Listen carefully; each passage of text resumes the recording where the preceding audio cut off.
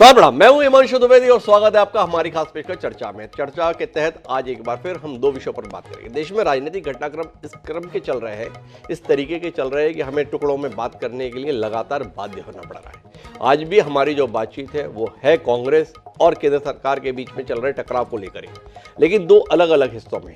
एक बातचीत जो आज हम चर्चा में करेंगे वो कांग्रेस और भाजपा के बीच में चल रहे द्वंद्व को लेकर है, विपक्ष और भाजपा के बीच में चल रहे द्वंद्व को लेकर है, और दूसरा विपक्ष में चल रहे द्वंद्व को लेकर। पहले बातचीत विपक्ष में चल रहे द्वंद्व को लेकर। राहुल गांधी एक किरदार है भारतीय राजनीति में, अपनी तरह से सोचते हैं, अपनी तरह से करते हैं, और उनके अपने सोचने और करने से तमाम समस्याएं खड़ी हो जाती है। वही हमारा विषय है, सावरकर से दूरी एकता के लिए जरूरी। वीर विनायक दामोदर सावरकर, एक नाम जो युवाओं के बदन में उल्लेख मात्र से ही जोश भर देता है। एक नाम जो उनके प्रति आस्था रखने वालों को अपने आप ही बैठे हुए से खड़ा कर देता है।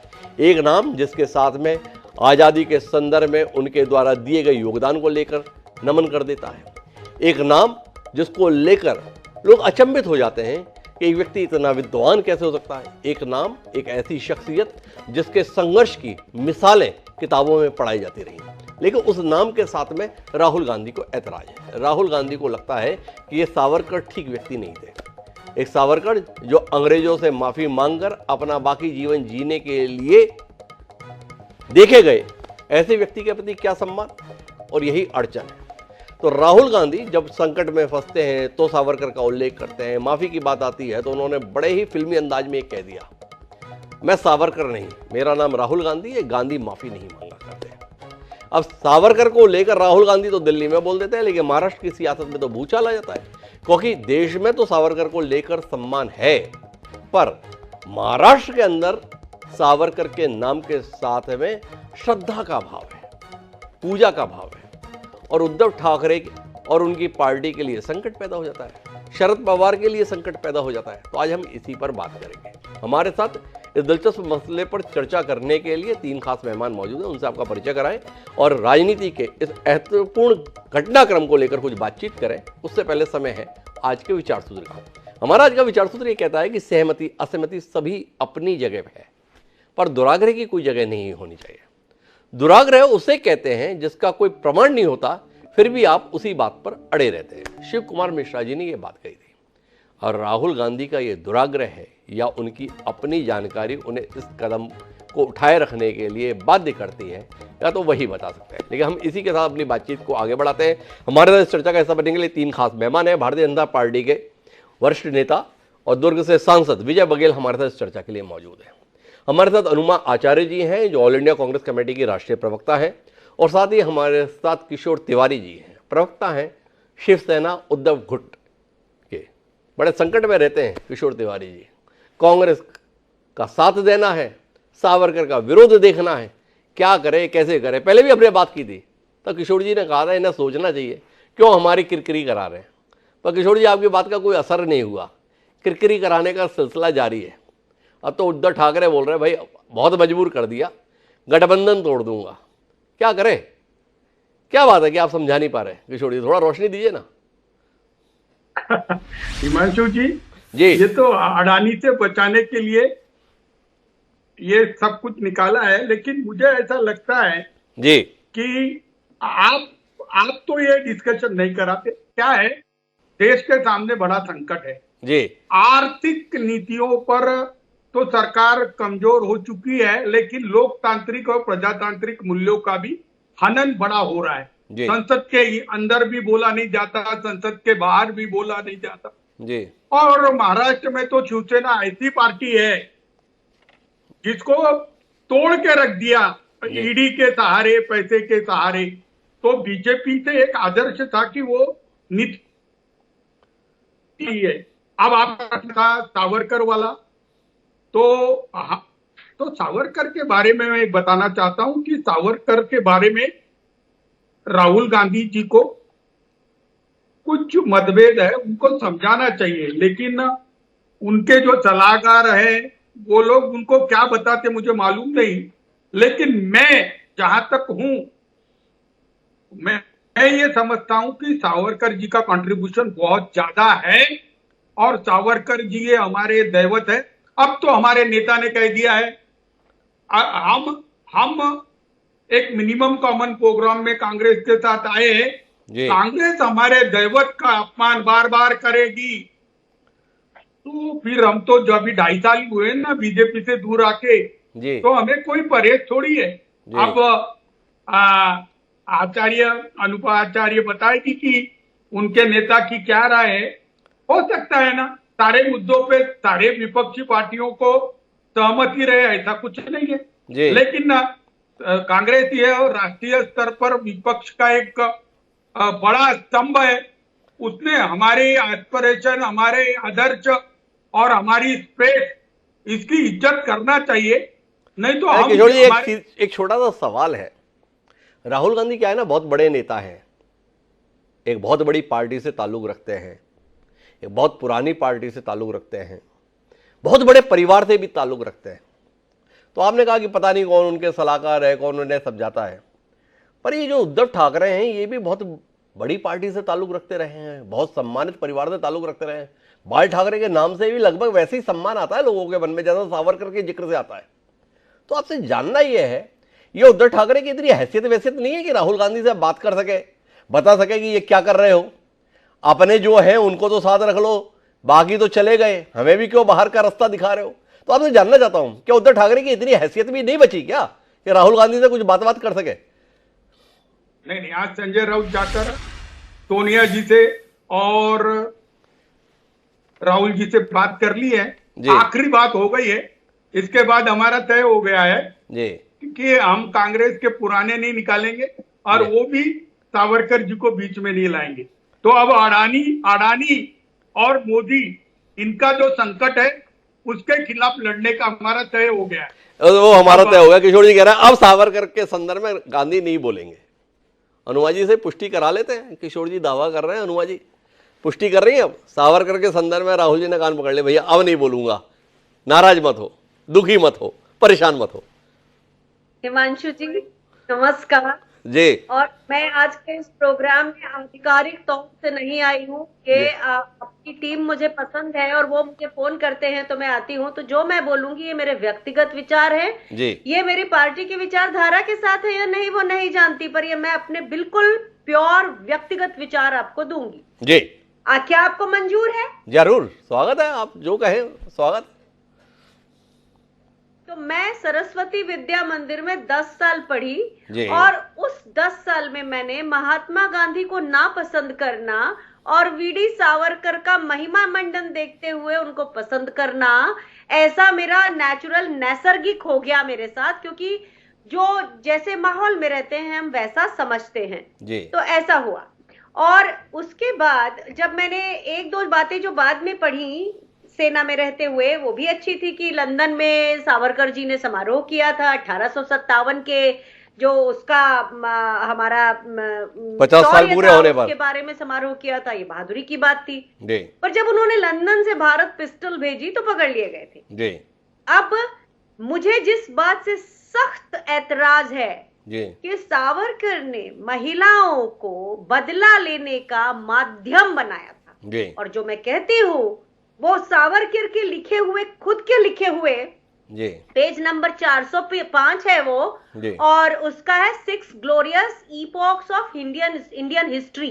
उसमें लिखा है उन्होंने कि मुसलमान आक्रांता जो थे उनके पत्नियों के साथ अगर हम बलात्कार करते, मतलब मुझे बोलने में शर्म आ रही है, तो मेरा जितना भी विरोध है वो महिलाओं के इस तरह के महिलाओं के शरीर को बदला निकालने का माध्यम, ये मैं आपके चैनल से बहुत साफ बोल रही हूँ, मेरा ये व्यक्तिगत प्रॉब्लम है। और उसके बाद अगर आप चाहें कि मैं उसके पक्ष में बोलूं तो नहीं बोल सकूंगी कभी भी।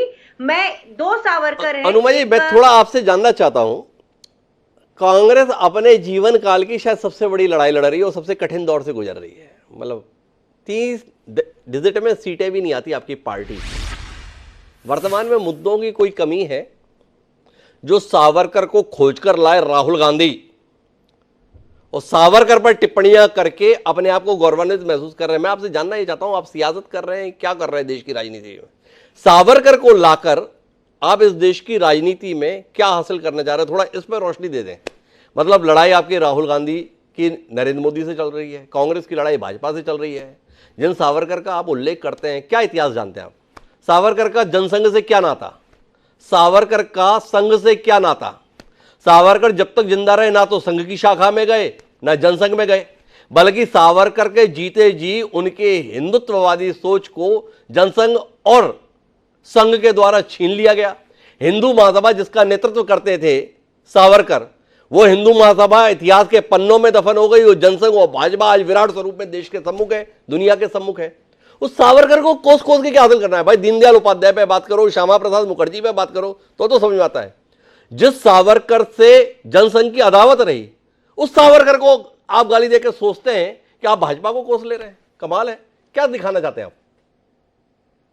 आपने मेरी इतनी बड़ी बात को कोई तवज्जो नहीं दी, यही पुरुषवादी मानसिकता है जी। मुझे तो समझ ही नहीं आया। मेरी पार्टी जो सोचती है उसकी बात तो मैं बाद में करती हूँ, लेकिन मैंने इतनी बड़ी बात कही। क्या हमारे हिंदू धर्म में इस तरह से सिखाया जाता है कि महिलाओं के शरीर को आप बदले का जरिया बनाइए? ये किस धर्म में लिखा है? मेरा ये सवाल है आपसे। दूसरी चीज, अब आपके सवाल पे आती हूँ। देखिए, ऐसा है, सावरकर ने 2 नेशन थ्योरी निकाली थी और उन्होंने हिंदुस्तान अखबार का, मेरे पास वो कटिंग है जिसमें उन्होंने ये बोला था, जिन्ना को बधाई दी थी कि आपने जो ये मुस्लिम लीग की मांग की है और ये बहुत अच्छी बात है। तो सावरकर एक ऐसे व्यक्ति जो पैरवी करते हैं, और जो एक राइटर है आरसी मजूमदार जी, जिनकी किताब है पीनल सेटलमेंट इन अंडमान, वो तो राइट विंग के ऑथर हैं। उन्होंने बताया है कि सावरकर ने कैसे माफीनामे लिखे। वो तो एक अलग लाइन हो जाती है। पर मेरी जो बात यह है कि 2 नेशन थ्योरी की वकालत करने वाले सावरकर, जिनकी विचारधारा वही थी जो हिंदू महासंघ की थी और जो मुस्लिम लीग की थी, तो अगर उस विचारधारा का हम विरोध करते हैं तो उसमें बुराई नहीं होना चाहिए। लेकिन मुद्दा ये नहीं है। आज आप इसे मुझे और किशोर जी जैसे एक बहुत ही परिपक्व व्यक्ति को आप मुझे उनके सामने खड़ा कर रहे हैं, तो मुझे ये बिल्कुल जरूरी हुआ कहना कि जो मैं कहूंगी वो मेरी महिला के नजर से एक विचारधारा तो किशोर तिवारी जी, मैं तो जाना था मुझे विजय बघेल जी के पास था, एक टिप्पणी आपसे ले लेता हूं। अनुमा आचार्य जी ने बता दिया कितने वाहियात किस्म के आदमी थे सावरकर जी, कैसी सोच थी उनकी। और आप बोल रहे हैं वो हमारे लिए श्रद्धेय है, और आप बोले सेटल हो गया। कैसे व्यक्ति को आपने श्रद्धेय मान रखा है? देखो, अनुमा आचार्य जी की कोई भी बात से मैं डिफर नहीं करूंगा, क्योंकि एक विद्वत और सेना में अपनी सेवा देके आई है। लेकिन उन्होंने जो लिखा था वो तो लिखा हुआ है। दो प्रकार की व्यक्तिगत उनका व्यक्तित्व आता है। एक तो अंडमान के पहले का, अंडमान के बाद का। लेकिन रत्नागिरी में रहते हुए उन्होंने दलितों का जो काम किया, समाज में जो काम किया, साहित्य में जो काम किया, दर्शन में जो काम किया, और महाराष्ट्र में तो कांग्रेस वाले भी उनको श्रद्धेय मानते हैं। अगर उन्होंने तो अपने जिंदगी के 14 साल अंडमान की जेल में निकाल दिए, आप समझते क्यों नहीं बात को? पूरा परिवार का त्याग है, बलिदान है। अगर किशोर जी बेवसी व्यक्त कर रहे हैं यार, समझते क्यों नहीं? अनुमा जी अभी भी समझने को तैयार नहीं, कांग्रेस समझने को तैयार नहीं। विजय बघेल जी के पास चलता हूं मैं। विजय बघेल जी, आप देख रहे हैं कितना आनंद आ रहा है आपको? जो आपसे लड़ने की बात कर रहे हैं वो आपसे लड़ते लड़ते कब आपस में लड़ने लगे? क्या कहते हैं इसे, और इस समझ पर क्या कहते हैं?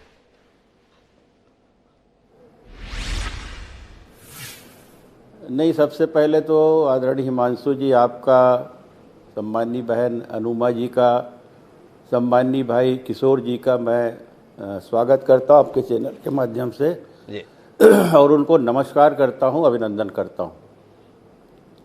क्या है, मैं दोनों की बात सुन रहा था, मुझे हंसी नहीं आ रही थी, मुझे मन में पीड़ा हो रही थी जी। एक तो मैं कहूं कि माननीय किशोर जी जो शिवसेना के, उसके शिष्य, उसके चेले हैं, उस महान व्यक्ति परम पूज्य बाला साहब ठाकरे जी के पदचिन्हों पर चलने वाले, और उनकी किस तरह की सोच थी, उनके सिद्धांत क्या थे, शिवसेना को उन्होंने किस तरह खड़ा किया था, एक छोटे से कर्मचारी होते हुए किस तरह संघर्ष करते हुए उन्होंने शिवसेना को खड़ा किया, और आज उसी के माध्यम से माननीय उद्धव जी यहाँ के सीएम भी बने। लेकिन दुर्भाग्य कि जिन सिद्धांतों को आहुति देकर, अपने पूज्य पिताजी के सिद्धांतों की आहुति देकर उद्धव जी ने सिर्फ मुख्यमंत्री पद के लालसा के लिए कांग्रेस से हाथ मिला लिए, एनसीपी से हाथ मिला लिए, जीवन भर लड़ते रहे बाल ठाकरे जी इनके विरुद्ध में जी।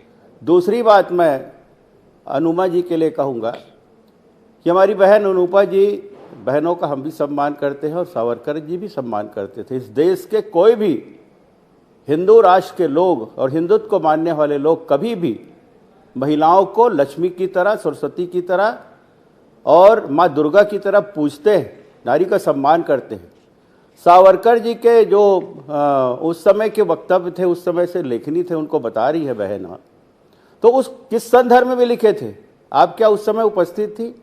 आपको मालूम है उस समय कौन से ऐसे कारण थे जिसके कारण सावरकर जी को अगर लिखना पड़ा होगा तो लिखे हैं? ये समझ से परे है। और आज मैं राहुल जी के बारे में कहता हूं, अनुमा जी कह रही थी कि मैं कांग्रेस की तरफ से नहीं, व्यक्तिगत रूप से आई हूं।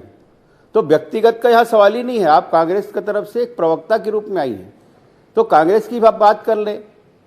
माननीय राहुल गांधी जी दो प्रकार के नेता होते हैं हिमांशु जी, मैं बता दूं, एक जबरदस्त नेता और जबरदस्ती नेता।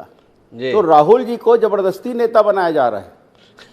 उनके जो ऐसे घृणित बातें हैं वो महान सपूत सावरकर जी, जिनके नाम लेके मन में एक ऐसी भावना जागृत होती है कि उसको हम कैसे उन तकलीफों में देखे हैं। मैं ये 3 जेल दिखा रहा हूं आपको जी, जिसमें एक में महात्मा गांधी जी रहा करते थे जी, एक में पंडित नेहरू जी थे और एक इधर दिखा रहा हूं मैं, इसमें सावरकर की थे। कितना अंतर था इन जेलों में जी।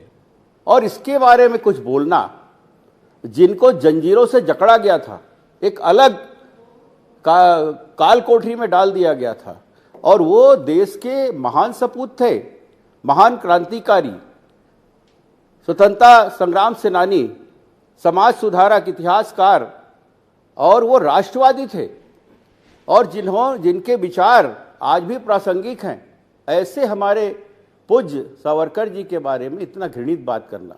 और बता दूं हमारे छत्तीसगढ़ के मुख्यमंत्री के बारे में, क्योंकि मैं छत्तीसगढ़ से आता हूं जी, मेरे लोकसभा क्षेत्र से वो 5-5 बार जीत कर आए। बड़ी शर्म आती है उनके शब्दों को सुनकर कि जब भी राहुल जी कुछ बोलेंगे तो ये पहला जो व्यक्ति होगा हिंदुस्तान का, वो नेता होगा भूपेश बघेल जी, जो दौड़ के चले आते हैं राहुल जी की पैरवी करने। उन्होंने सावरकर जी के बारे में बोला, ये उनको वो उसके एक बाल के बराबर नहीं है, और टिप्पणी करते हैं किस तरह भ्रष्टाचार मचा के रखें। ऐसे घिनौने मानसिकता रखने वाले लोगों को वाकई में कांग्रेस पार्टी में आज बहुत अच्छे सोच वाले हैं, जो इन वक्तव्यों से दूरी बनाए हुए हैं। आप अनेक नेता, मैं संसद में भी देख रहा हूं, अनेक ऐसे हमारे सांसद हैं कांग्रेस के जो देश प्रेम और राष्ट्र प्रेम के हित में बात करते हैं, और जिनकी सोच अलग है, इनकी सोच से मिलती नहीं है। वो तो शर्म करते हैं कि राहुल जी जैसे नेता हमारे हैं, जिसके कारण हमें अपमानित होना पड़ रहा है। तो ये हम देख रहे हैं, हम संसद में भी देख रहे हैं। अब काला पहन के आए हैं कुछ लोग, वहां से नदारत हैं, आप देखिएगा, बहुत पुराने नेता सब, मैं नाम लेना नहीं चाहूंगा जी। आप लोग तीसरी आंख है, और उसके माध्यम से पूरे देश में और इस लोकसभा के मंदिर में क्या हो रहा है आप लोग दिखाते हैं। जरा इस पर भी हम जब 3 तारीख आज आपको अफसोस नहीं हो रहा विजय बघेल जी की बातें सोचकर, सुनकर, यार कैसे लोगों को हमने छोड़ दिया, जिनके प्रति आपकी श्रद्धा रहती है, उनके प्रति कितने भावपूर्ण वक्तव्य विजय बघेल दे रहे हैं। वो विजय बघेल जी जिनसे सावरकर की कभी नहीं बनी, जिस जनसंघ से, जिस स्वयंसेवक संघ से, और दूसरी तरफ जिनके साथ आप खड़े हुए हैं, वो आपके श्रद्धे के संदर्भ में अभी भी मानने को तैयार नहीं। अनुमा जी ने तो बता दिया, राहुल गांधी तो कम बोल रहे हैं, हम बता दें सावरकर कितने घृणित विचारों के साथ थे। क्या कहते हैं किशोर जी? हृदय परिवर्तन का, स्थान परिवर्तन का, मन परिवर्तन का समय आ गया? नहीं, ऐसा है राजनीति में, हमने बीजेपी को हमारी कुबड़िया दी, अब उसके सहारे वो महाराष्ट्र में बढ़े जी, और हमारे उनसे डिफरेंस आ गए। जब तक मोदी जी और शाह जी के हाथ सत्ता गई है, तो प्रादेशिक पक्षों के अस्तित्व पे उन्होंने प्रश्न चिन्ह लगा दिए। बघेल जी तो बड़े अच्छे कार्यकर्ता हैं, और मैं भी आरएसएस और संघ से ही आया हूं, तो मुझे ये कार्य पद्धति पसंद नहीं है। महाराष्ट्र में सरकार गिराई गई, महाराष्ट्र में शिवसेना को पूरा खाली कर लिया गया। लेकिन मैं एक बताना चाहता हूं कि उद्धव जी, ये प्रबोधनकार ठाकरे और बाला साहेब ठाकरे का एक मिक्सचर बनकर एक रैशनल लीडर है जी। लेकिन उन्होंने अपनी बात तो स्पष्ट कर रही। आज देखो डॉक्टर साहब जी, देश के सामने बेरोजगारी, किसान आत्महत्या और मोदी जी ने जो 9 साल में प्रॉमिस किए थे उसके आकलन का समय है। चुनाव के पहले 1 साल पहले विपक्ष के हमारे तरीके लोग जो पास में आए हैं तो एक कॉमन मिनिमम प्रोग्राम लेके चले कि हम भारत को ऐसा भारत देना चाहते हैं। मोदी जी तो कह रहे कि 2047 में हम विकास करेंगे, तो अभी 2025 में क्या होगा ये भी बताना है। और विजय बघेल साहब, उस वक्त तो पुलगामा हो गया था, अब और कोई पुलगामा होगा नहीं। अब आपको भी चुन के आना कठिन है। मोदी जी ने जो भी प्रॉमिस दिया वो हुआ नहीं। मैं आपको बता रहा हूं ना, महाराष्ट्र में तो 48 में से 4 से 5 सीटें भी आई तो बहुत है।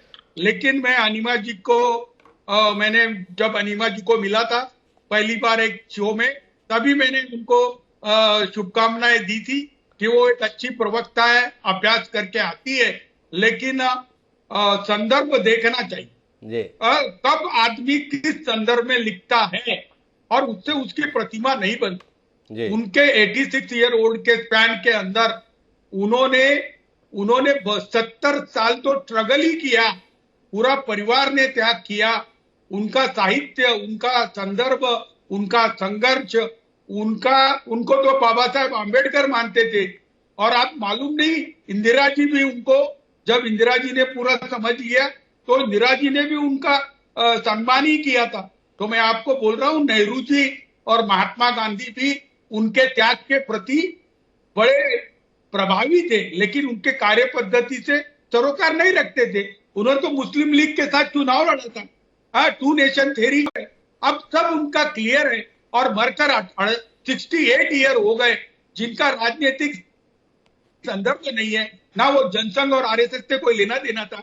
अब उनको अपमानित कर आप मोदी जी का क्या बिगाड़ पाओगे। आप माफी नहीं मांग रहे बराबर है, लेकिन उस वक्त किस संदर्भ में माफी मांग के वो आए थे वो स्पष्ट करने को तो सावरकर आज जिंदा नहीं है। तो जो आदमी जिंदा नहीं है, जो अपनी भूमिका रख नहीं सकता, उस आदमी को जलील करना यानी हमारा अपमान करने तरीका है। जब तक हमारा अपमान होते रहेगा, हिमांशु जी, हम तो लौट जाएंगे, महाराष्ट्र में हम अकेले लड़ लेंगे, लेकिन हम हमारा अपमान सह के ज्यादा दिन नहीं रह सकेंगे। अनिमा जी, आप जाओगे दिल्ली तो बोल देना, आपके करीब। किशोर जी ने तो आज भावपूर्ण तरीके से कह दिया, बहुत हुआ अपमान, हमें नमस्कार के लिए तैयार। अनुमा जी, अब वापस आता हूं, आपकी व्यक्तिगत राय अपनी जगह और देश की सियासत पर हमारी चर्चा अपनी जगह। आपसे जानना ही चाहता हूं, लड़ना आप मोदी जी से चाहते हैं, बात कर रहे हैं विपक्षी एकता की, बात कर रहे हैं सबके एक साथ होने की, और अपने साथ जो लोग खड़े हैं उनकी भावनाओं का कोई सम्मान करने के लिए आप तैयार नहीं। किशोर जी पूछ रहे हैं, भाई इस समय सावरकर का उल्लेख करके मोदी जी का क्या बिगाड़ लोगे? तो मानेंगे बात अब आप ठाकरे जी की, मानेंगे बात शिवसेना की, मानेंगे बात शरद पवार की? वो भी बोल दिए भाई मुश्किल हो जाएगी, महाराष्ट्र में ना चल पाएंगे हम साथ में। क्या कहते हैं अनुमा जी? तो यह है कि इस प्रोग्राम में बहुत सी चीजें ऐसी हैं जिनके बारे में मुझे अब दोबारा से सोचना पड़ेगा कि मुझे आना है कि नहीं आना है, ऑफिशियली ही आना है या नहीं आना है, क्योंकि इसका फायदा भारतीय जनता पार्टी के प्रवक्ता ले रहे हैं, जो महिलाओं को दुर्गा, लक्ष्मी, सरस्वती मानते हैं, बस महिला नहीं मानते, उनका सम्मान महिला की तरह नहीं कर सकते। और उसका उदाहरण इनके राष्ट्रीय मोर्चा की अध्यक्षा जो 2017, 18, 19 में थी, उनका एक बड़ा ज्वलंत उदाहरण है कि जिस महिला का सम्मान इन्होंने 35-40 साल में नहीं किया, 4 बार राज्य सभा का पर्चा उससे हटवा लिया। और घिनौने और घृणित विचार तो मैं उस प्रधानमंत्री के मानती हूँ जो महिला के लिए जर्सी गाय का शब्द प्रयोग करता है, उसको मैं घिनौना और घृणित मानती हूँ। जो महिला के लिए 50 करोड़ की गर्लफ्रेंड कहता है, कांग्रेस की विधवा कहता है, भद्दे ऐसे लोगों की तरह, शोहदों की तरह दीदी ओ दीदी कहता है। तो हमारा जो लोकतंत्र को सम्मान करने वाली पार्टियां हैं उनसे कोई मतभेद नहीं है और हम इकट्ठा हैं। लेकिन घिनौने और घृणित और मनुवादी और पुरुषवादी इस समाज का जो भारतीय जनता पार्टी में बोलबाला है, जिसमें एक यति नरसिम्हानंद उनकी नेताओं के लिए आप उलझ नहीं गई है, शब्दों का प्रयोग करता है, लेकिन भारतीय जनता पार्टी के नेताओं के मुंह से जुबान नहीं खुलती। अनुमा जी, मैं बहुत विनम्रता से जानना चाहता हूं, आप उलझ नहीं गई हैं? आप जैसी विदुषी महिला विषय के स्थान पर दूसरी जगह पे जाने में अपने आप को ज्यादा सुविधाजनक महसूस नहीं कर रही है। बात हो रही है सावरकर के मुद्दे पर विपक्षी एकता में आई दरार को लेकर।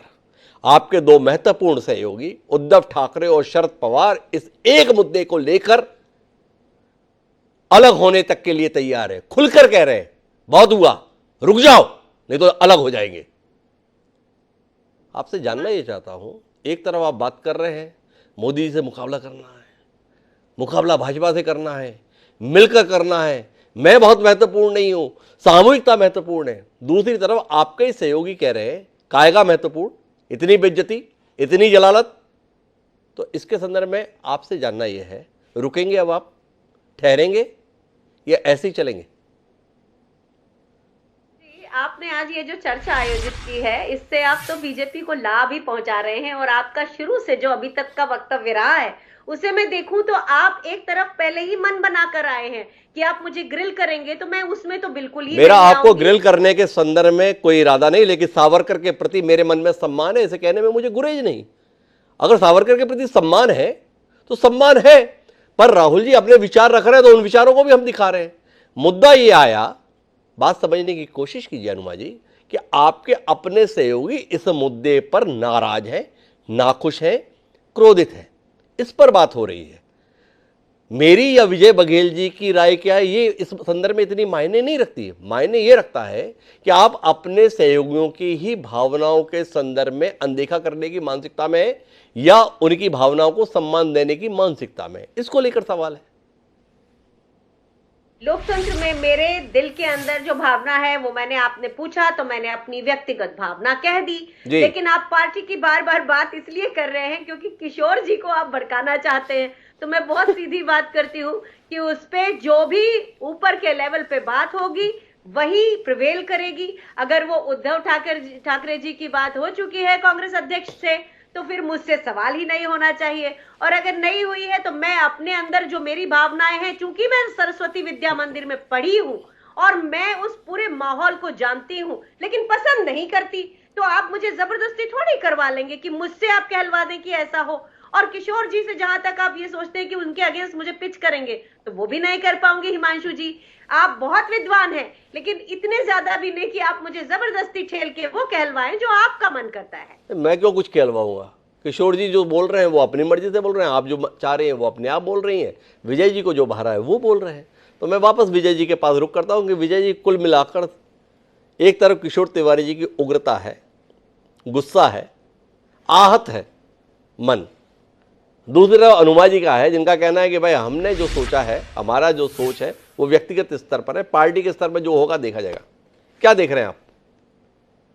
क्या उद्धव ठाकरे को जिस हालत में आप लाना चाहते हैं, सावरकर के मुद्दे पर उस हालत में ला देंगे कि एक कांग्रेस का साथ मिला है और उद्धव जी उससे भी अलग हो जाए? बाकी तो आपने किसी को साथ रहने नहीं दिया, और जो एक साथ मिला है वो भी आप लगता है सावरकर के मुद्दे पर अलग करा लेंगे। जी विजय जी, मैं माननीय किशोर जी के उन वक्तव्यों का सम्मान करता हूं कि अगर सावरकर जी का अपमान करेंगे ये लोग तो हम अपने आप को अलग कर देंगे। मैं उनका स्वागत करता हूं जी। और अनुमा जी बार बार कह रही हैं हमारी बहना कि मैं व्यक्तिगत रूप से आया हूं, कांग्रेस की तरफ से नहीं आया हूं, तो मैं क्या कहूं इसमें? मैं अपनी बहन को तो व्यक्तिगत रूप से कोई बात नहीं कह सकता जिससे उसके मन को पीड़ा हो। मैं तो एक राजनीतिक पार्टी के एक छोटे से सदस्य के रूप में आया हूं, तो मैं तो सिर्फ वही बात करूंगा, राजनीतिक बात जो अभी छिड़ी हुई है। माननीय राहुल जी की बात हुई है तो राहुल जी के जो वक्तव्य है उसके बारे में बोलूँगा, जो विषय लेकर आप आए हैं जी। तो स्वाभाविक रूप से मैं राहुल जी से पूछना चाहता हूं इस चैनल के माध्यम से कि आप जब ये संदर्भ चला जी कि मैं माफ़ी नहीं मांगता, मैं गांधी हूं, तो आप अपने दादाजी को भी याद कर लीजिए थोड़ा। आपके दादाजी कौन थे?